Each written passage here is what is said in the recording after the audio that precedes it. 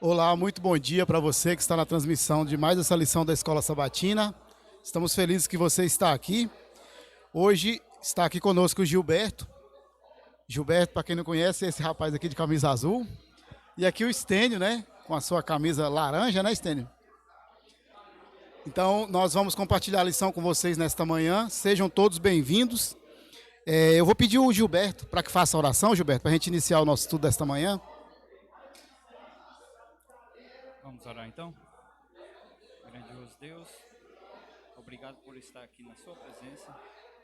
E eu peço que o Senhor possa estar enviando o seu Espírito Santo para iluminar nós nessa lição que será repassada agora, Pai.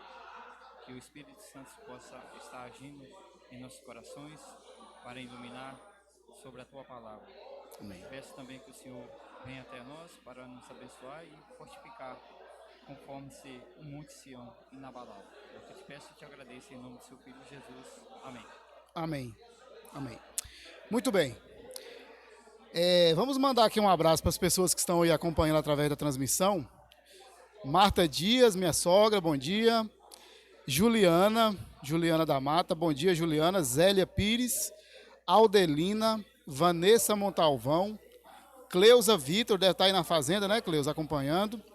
Viviane Modesto, Eduardo Dias, deve estar aí na fazenda também, né, Eduardo? Seja bem-vindo. Salomão, irmão Salomão Góes, Cleide Vieira e a irmã Aparecida Batista. Sejam todos bem-vindos. A Marileuza também está nos acompanhando. Que Deus esteja com você aí. E vamos para o estudo da nossa lição. Muito bem.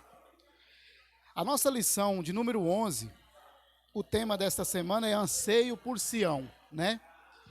E a gente tem visto aí ao longo do trimestre que o livro de Salmos é um livro muito completo, né? Um livro que traz muitas coisas interessantes e aprofunda em alguns temas, como nessa semana falou sobre o anseio pelo Deus de Sião. E aí eu gostaria de começar aqui com o Estênio, perguntando para você, Estênio. A lição fala aqui sobre o Monte Sião, sobre a presença do Monte Sião aqui na lição dessa semana, mas eu gostaria que você falasse um pouco sobre esse Monte Sião. O que faz do Monte Sião uma esperança, a lição fala, né? Onde está o Monte Sião? Eu gostaria que você falasse alguma coisa para nós sobre o Monte Sião. Então, quando a gente vê essa palavra Sião na Bíblia, você vê ela em alguns contextos, né? Vamos supor, você vê algum momento a Bíblia falando sobre o povo de Sião, né? As pessoas à porta de Sião. Então, Sião, ela vem de onde? De onde surge essa palavra Sião?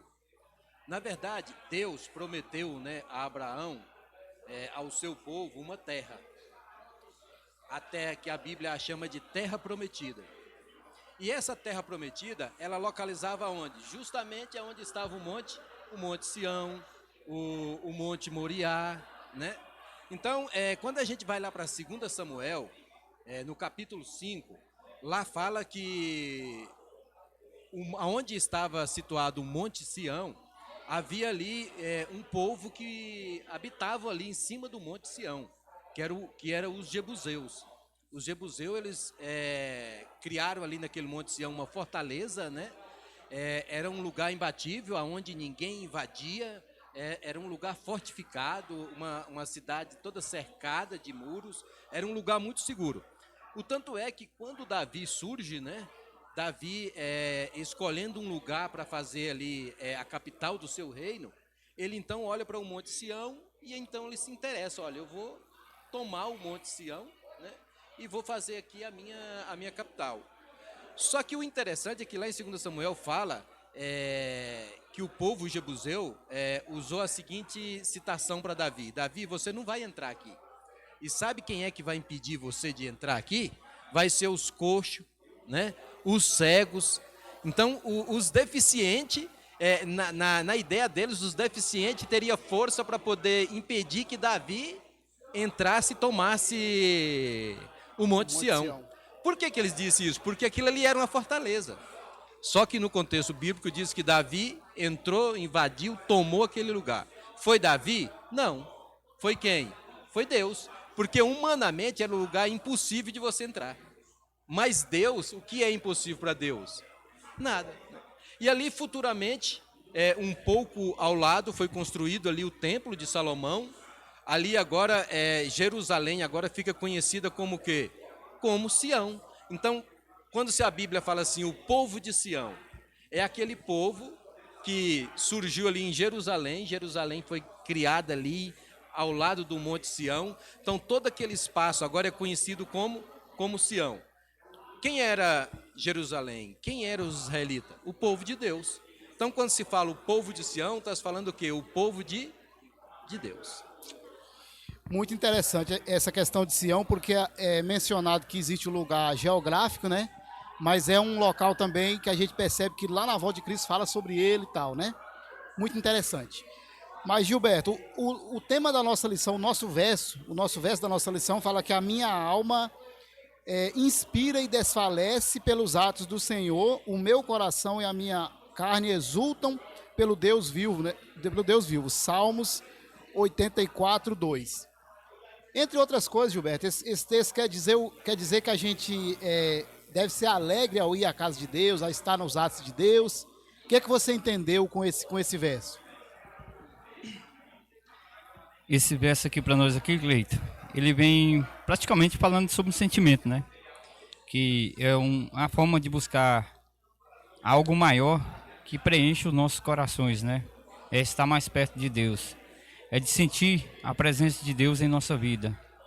E também refere Sião como um farol, né? Que muitas vezes a gente precisa de uma orientação. Aí coloca na ilustração aqui o farol, no caso aqui. Não tem os grandes navios, quando eles estão navegando, eles precisam de alguma luz para indicar o caminho certo de percorrer. E Sião é como, diz aqui na passagem bíblica, que é como esse farol, para orientar as pessoas nos caminhos que devem andar. É estar sempre na presença de Deus, é buscando a presença de Deus, é louvando e agradecendo sempre a Deus. E também vivendo uma experiência profunda com Deus. Então, aqui indo na parte de domingo, ainda sobre esse assunto que está sendo comentado aqui, lá mencionou o Salmo 84, né? Que fala que um dia nos teus atos vale mais do que 1000, né? Aqui indo para a parte de domingo, comenta sobre essa questão da presença de Deus, né? Que o Salmo 84 fala sobre a felicidade incomparável que é alcançada no relacionamento com Deus. É isso mesmo? É isso mesmo, Stênio? A questão da gente sentir prazer na presença de Deus, sentir prazer em estar na casa de Deus. O que você entendeu sobre isso aí? Indo para essa parte de segunda-feira, sobre que um dia nos atos de Deus, é o tema aí, né? Vale mais do que 1000. O que você...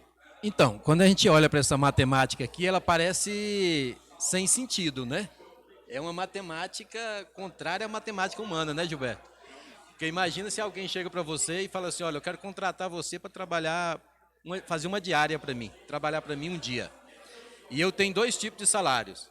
Eu tenho R$1, ou você vai trabalhar por R$1, ou você vai trabalhar por R$1.000. Qual que é o melhor salário para você, Gilberto? Você escolheria R$1? Humanamente, não. E você ia escolher R$1.000, porque R$1.000 é melhor do que R$1. Então, humanamente aqui, você olha aqui para o salmista e fala assim, mas não dá para entender. O que ele está querendo dizer?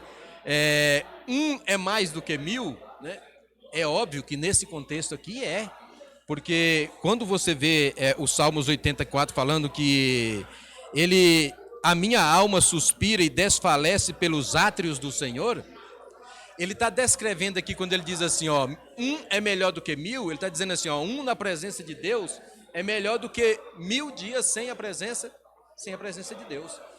Ou seja, era tão bom, era tão gostoso estar no templo, estar na presença de Deus, nos átrios do Senhor, que ele, parecendo não encontrar palavra para descrever, ele usa uma matemática, parece que ilógica. É melhor do que 1000. Do que 1000. Mas é óbvio, um dia, um momento na presença de Deus é melhor do que você viver 1000 anos sem a presença de Deus. Sem a presença de Deus. Então, o fato dele expressar isso aqui leva a gente a refletir hoje, sabe? Eu fico pensando assim, porque os átrios era justamente o quê?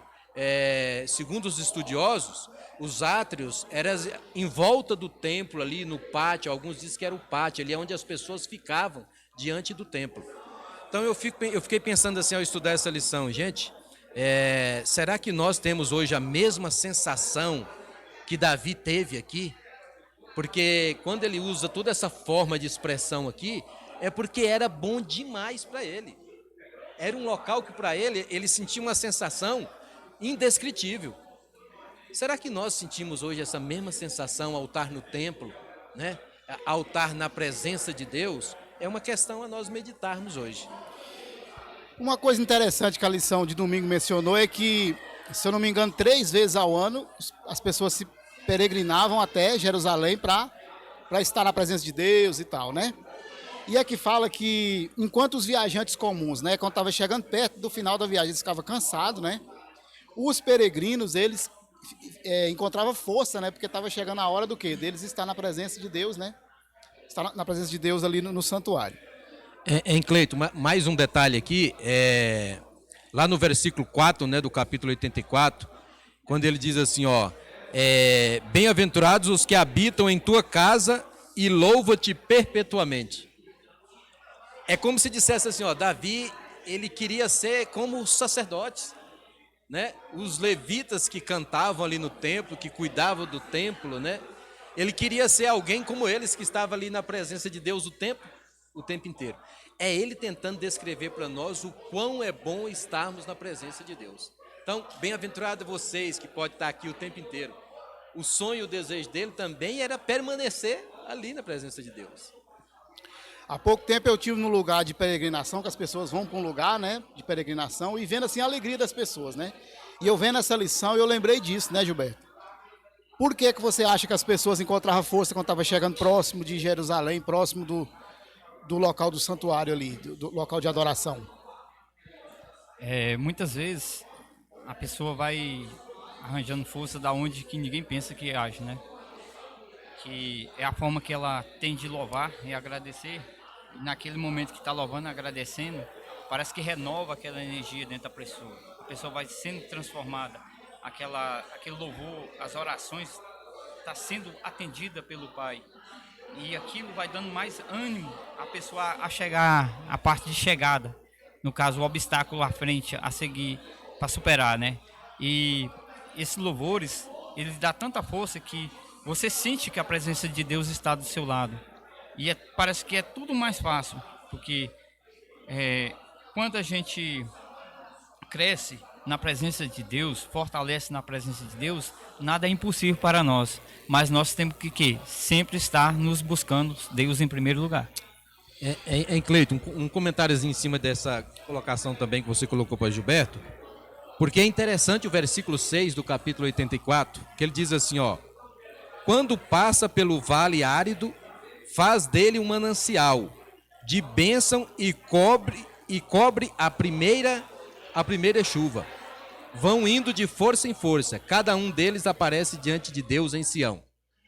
Aqui é descrevendo justamente a caminhada deles, da onde eles estavam até o Monte Sião, né? Eles iam 3 vezes ao ano, era 3 festas que tinha e eles iam lá. Então, quando a gente olha, a realidade é que eles passavam por onde? Pelo deserto. O deserto é um lugar bonito? Não é. É um deserto, é um local quente, né? Areia, não tem nada de belo no deserto, né? Mas aqui ele diz assim, ó, quando a gente passa por aqui, tudo se torna o quê? Lindo.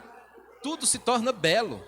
Deus vai fazendo com que nós nos alegramos, olhamos para o deserto e vemos ali o quê? Coisas lindas. Por que isso? Por causa da presença.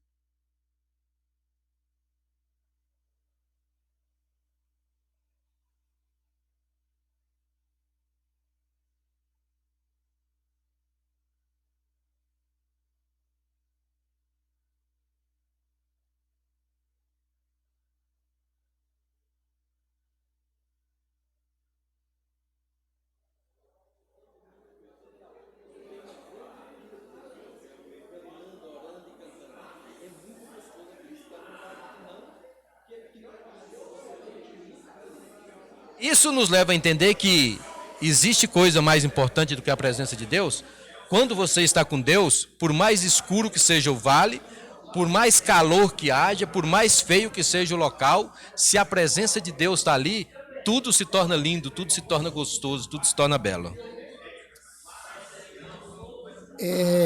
Indo aqui para a parte de segunda-feira aí, mas no final aí, no último parágrafo aí de domingo, fala assim, ó: assim aqueles que permanecem com Deus por meio da fé, recebem sua graça independentemente de onde estejam, né? É para todos, né? Independente de onde estejam.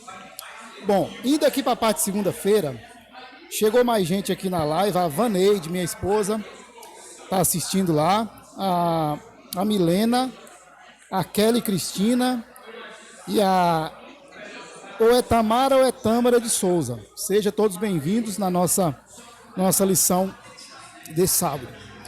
Indo aqui para a parte de segunda-feira, falou sobre ore pela paz de Jerusalém. A gente percebe que sempre a Bíblia menciona sobre pedir de oração por paz em Jerusalém, mas ao longo do tempo a gente percebe o quê?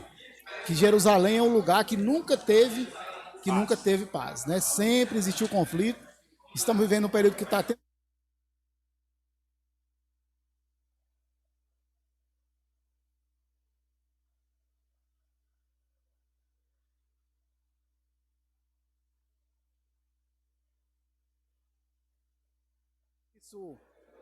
Isso é correto ou você acha que primeiro eu tenho que ter paz no meu convívio para eu pedir paz? O que você acha?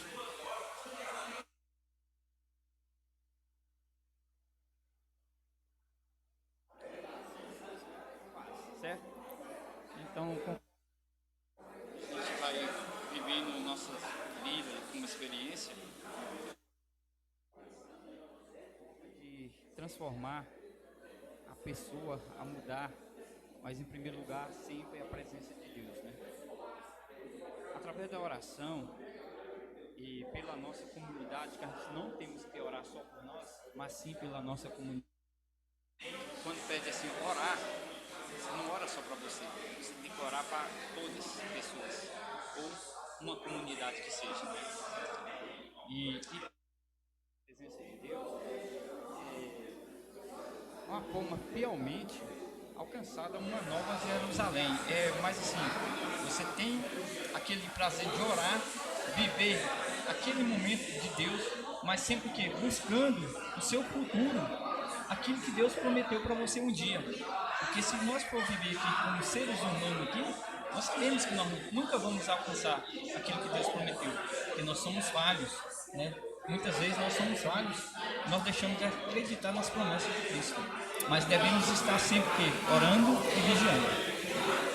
Aqui Stênio, fala assim, ó: orar pela paz de Jerusalém invoca as bênçãos divinas sobre a cidade e seus habitantes, e unir os adoradores, fazendo com que a paz se espalhasse. Pode ser que aqui está querendo dizer que a presença de Deus entre Jerusalém, entre o povo de Jerusalém, deveria contagiar os outros essa paz, é isso? Justamente, com certeza. Existe aqui dois pontos que a gente poderia frisar quando Davi pede para que orem pela paz de Jerusalém. A primeira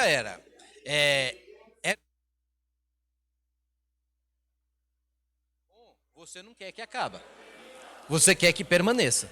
Então vamos supor, eu imagino Davi sonhando, olha, isso aqui não pode acabar, isso aqui não pode passar, isso aqui precisa continuar, né? E ele sabia que para que as coisas continuassem, precisava haver o quê? A ação de Deus. Deus precisava estar envolvido. Então é como se ele dissesse assim, olha, o único modo de nós manter essa coisa gostosa que nós temos aqui em Jerusalém é orando e pedindo a Deus que não deixe que isso acabe. E o outro ponto é esse que você colocou, porque o verso 6 e 7 diz assim, ó: ore pela paz de Jerusalém, que sejam prósperos aqueles que a amam. Reine paz dentro das suas muralhas e prosperidade nos seus palácios. E isso baseia no que eu estava falando. Ele queria que essa paz, toda essa sustentabilidade que Deus dava ao povo, que ela continuasse, que ela não acabasse. Agora o verso 8.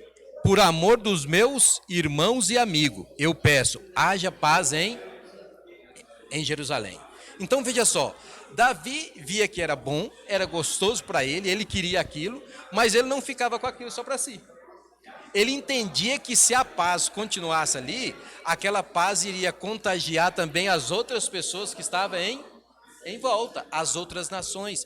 E se a gente observar, Deus, quando escolheu Israel como um povo, como uma nação, Deus escolheu com qual propósito? Abençoar eles para que as bênçãos deles também alcançassem quem? As outras pessoas, né? Só que é óbvio, Davi também entendia que nós vivemos num contexto de um grande conflito. Quando Deus faz uma coisa e é bom demais o que ele faz, e começa a surgir efeito, essas bênçãos começam a atingir outras pessoas, o inimigo não vai ficar quieto. O que o inimigo vai fazer? Ele vai fazer um meio de tentar impedir que aquilo continue. Por isso ele entendia que precisava orar pela paz de Jerusalém, para que aquilo ali continuasse e alcançasse também outras pessoas. E aqui na parte de segunda-feira termina falando, na prática, como podemos promover a harmonia entre nós. Então, nós podemos entender que a gente deve ser promotor da harmonia, né? Da harmonia. Aqui indo para a parte de terça-feira, falou sobre Sião, lar de todas as nações. Está baseado no Salmo 87, 1 e 2. O que faz de Sião um lugar tão estimado? Gilberto. Por que Sião é um lugar tão estimado? Aqui fala que tudo vai culminar com Sião, né? Todas as nações vão culminar com Sião. E o tema aí fala que Sião ele é o lar de todas as nações. Por que essa declaração, né? E o que faz de Sião um local tão estimado? Em primeiro lugar, Sião, lar de todas as nações. Em primeiro lugar, quem escolheu Sião foi Deus, né? E Deus criou, fundou, né? E amou mais do que a cidade de Jerusalém, né? Ali ele é que nem dizemos assim, o sábado para nós é o quê? É abençoado e santificado, não é? Nós não guardamos ele. Ali vem dessa mesma forma para Sião. É um lugar que foi escolhido para Deus, que ele abençoou, que ali ia ser um lugar fundado e teria toda a presença de Deus naquele momento, naquele local, né? E também vem especial escolhida por Deus, que nem eu falei. Deus amou as portas de Sião mais do que todas as habitações de Jacó. Então Deus teve um amor mais forte por Sião naquele momento, porque tinha Jacó, mas mesmo assim ele amava mais a Sião do que as outras cidades que estaria ali mais próximas, porque era uma coisa que ele tinha fundado para ele mesmo, que ele tinha a própria presença dele naquele local ali. E aqui, Stênio, fala que a glória de Sião, ela atrai todas as nações para Deus e assim as fronteiras do seu reino se estendem para incluir o mundo inteiro. Então, se a gente for lá para o versículo 4, né, do capítulo 87, justamente menciona que o objetivo de Sião era alcançar as outras nações, é o que nós comentamos agora há pouco, né? E aí menciona que vários povos saíram de Sião. Né? Quando diz aí, Tiro, Filístia, Etiópia, então são outros povos então que saiu de dentro da nação de Israel? Não, aqui está falando num contexto espiritual, não é num contexto físico. Vamos por lá, fala de Babilônia. Então Babilônia surgiu de dentro de Sião, de dentro de Jerusalém?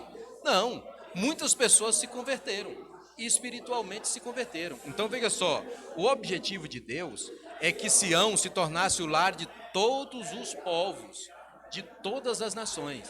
Infelizmente, a gente vai para o contexto e vê que o povo de Israel entenderam mal essa questão, né? Apegaram-se que Jerusalém era o único povo de Deus, eram únicos que iam ser salvos, os gentios estavam fora desse contexto, né? Mas veja só, se a gente olhar para os nossos dias hoje, como que nós estamos agindo hoje? Vamos supor, a gente crê que Deus sempre escolheu um povo para representar ele, né? Então veja só, dentro do contexto da igreja adventista, a gente entende que a igreja adventista é uma igreja que trabalha integralmente dentro da Bíblia, né? Sem desviar para aqui nem para ali. É o que a Bíblia diz, como diz, é o que assim diz o Senhor. A igreja tenta trabalhar nesse sentido. Mas as outras denominações, elas não fazem parte do povo de Deus, elas não podem estar junto conosco, elas é diferente de nós. Não, todos nós somos um povo só. Então hoje a gente olha para o contexto das igrejas hoje, quando aqui era nações, né? Hoje a gente pode dizer como igrejas. Eu sou melhor do que uma pessoa da igreja Assembleia, da igreja presbiteriana. Não, todos nós somos irmãos e todos nós somos o quê? Somos iguais. Mas infelizmente a gente vive num mundo onde há uma certa guerra, uma certa disputa entre religiões, né? A minha é melhor que a minha está certa, a sua está errada, a minha vai para o céu, a sua não vai. E às vezes até dentro da nossa igreja mesmo existe essa questão de querer a gente pensar que a gente está melhor do que o outro, que a gente espiritualmente é melhor, que Deus está com a gente e às vezes não está com os outros. O objetivo de Deus é Sião, a nação escolhida, mas todas as outras nações têm que olhar para Sião, enxergar Deus e ser um povo só, um povo único. Então, como é mencionado aqui que quando podemos dizer que quando o indivíduo ele aceita a Cristo, aceita o Evangelho, ele faz parte de Sião, né? E a redenção de Cristo, né? Aqui fala que a gente recebe uma nova identidade. Seria isso, então, né? Fazemos parte. Bom, então estamos indo aqui para a parte de quarta-feira, segurança e paz de Sião. Gilberto, o que você entendeu nisso aí? Como o mundo é poeticamente retratado no Salmo 46 aí? Fala que o Senhor é nosso refúgio, fortaleza, né? O que seria essa paz, essa segurança de Sião? Nós vivemos num mundo de paz, de segurança, como é que é? Quando a gente aceita o Evangelho, a gente tem total paz, total segurança, como é que é isso? Não é bem assim não, Cleiton. A gente aceitando o Evangelho, a gente tem mais ou menos uma pausa, né?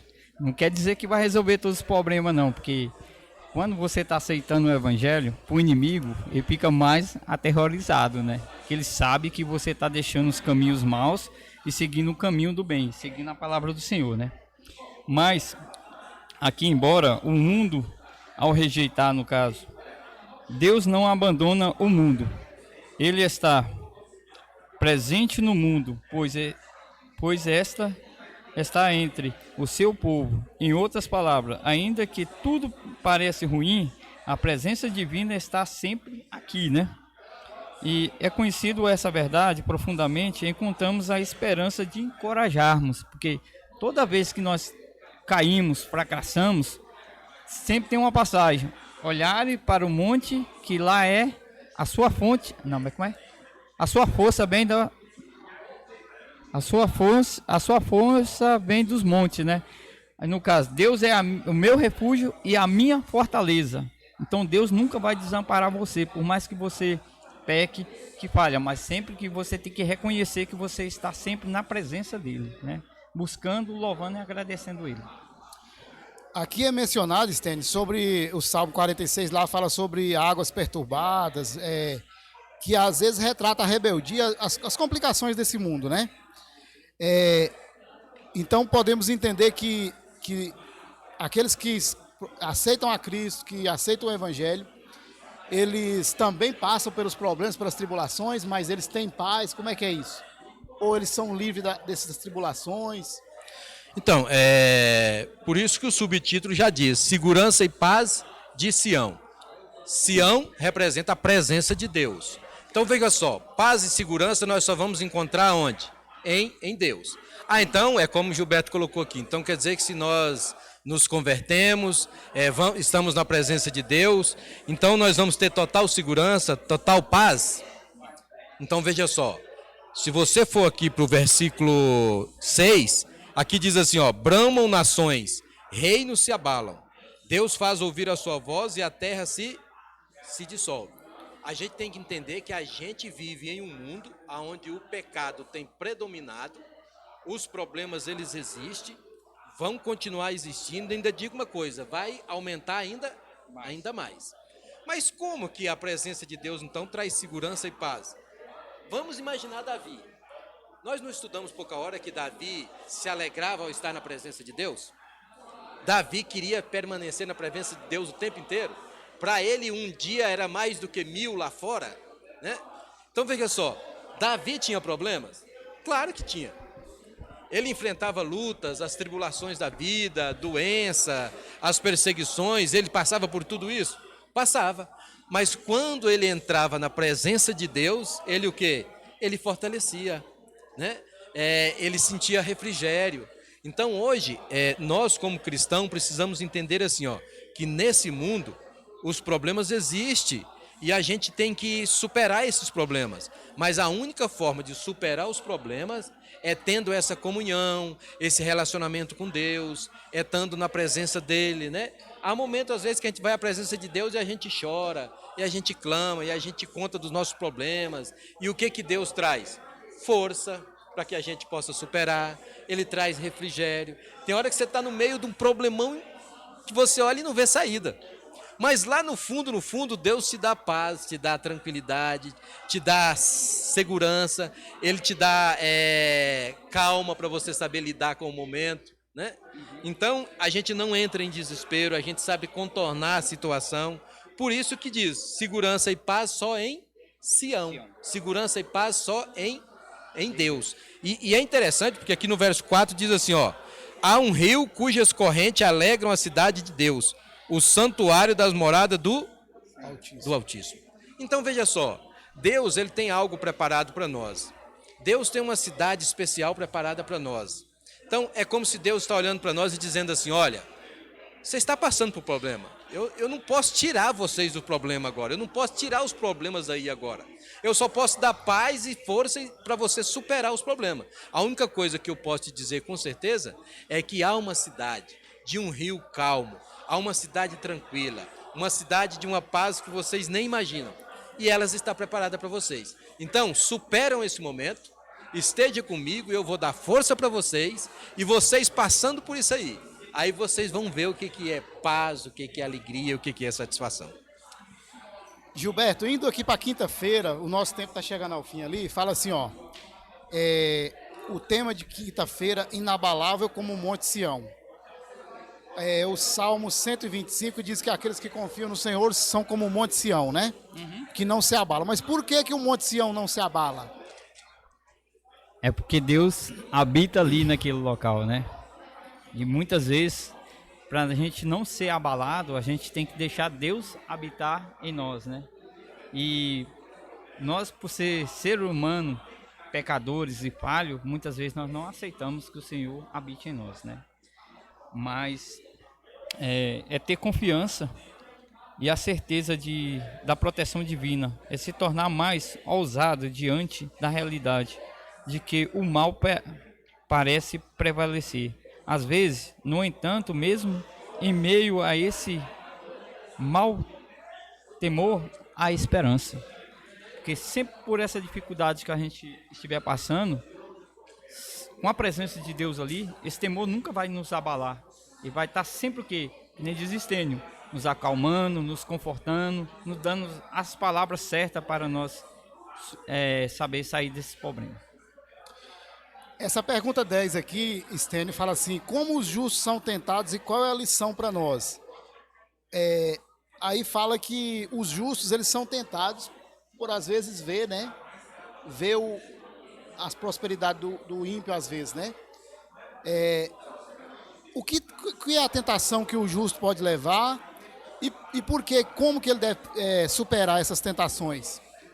Então, antes de eu responder essa pergunta, eu só queria fazer mais um comentáriozinho em cima também do que Gilberto comentou aqui, né?